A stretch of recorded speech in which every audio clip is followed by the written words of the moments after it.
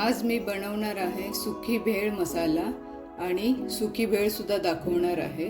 त्यासाठी मी इकडे 10 ते 12 हिरव्या मिरच्या घेतल्या आहेत, 7 पुदिन्याची पानं, 7-8 कढीपत्ता, 1 इंच आलं, थोडीशी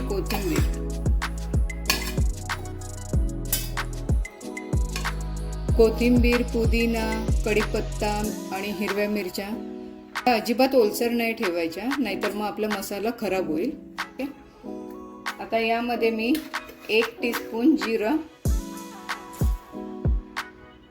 हाफ टीस्पून हिंग, 1 teaspoon black salt, 1 teaspoon chaat masala, 1 teaspoon amchur powder, half bowl roasted chana dal, हे मेन इंग्रेडिएंट्स आहे। चवीनुसार मीठ, हाफ टीस्पून तेल। याची आता आपल्याला पावडर करून घ्यायची आहे। आपल्याला मिक्सर इथे पल्स मोड मध्ये करून घ्यायची आहे।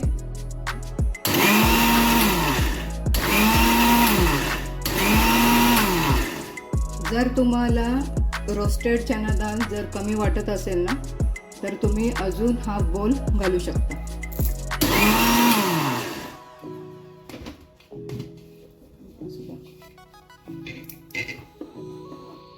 बघा, आपली पावडर रेडी आहे।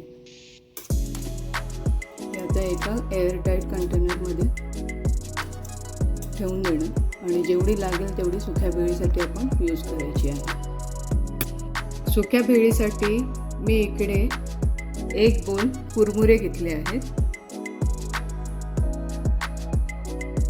तिखट चना डाळ, नायलॉन शेव, कैरीचे असे छोटे छोटे काप करून घेतले आहे, चणे घेतले आहे,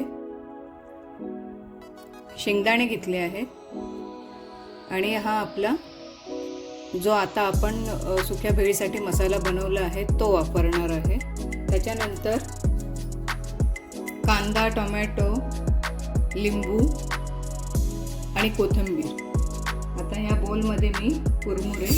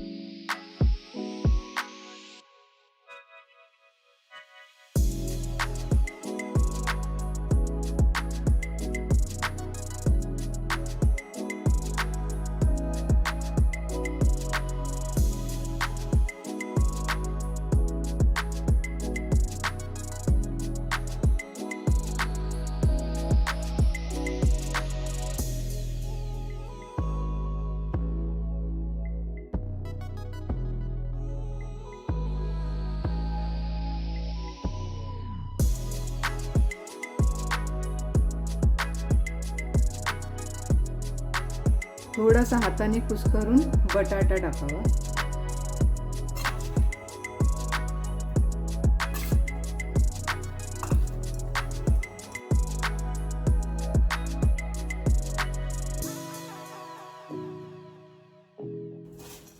भेळ आपली रेडी आहे। आता मी दुसऱ्या बोलमध्ये ट्रान्सफर करून घेते। जर तुम्हाला माझी रेसिपी आवडत असेल तर माझ्या रेसिपीला लाईक, शेअर, सबस्क्राईब करायला विसरू नका।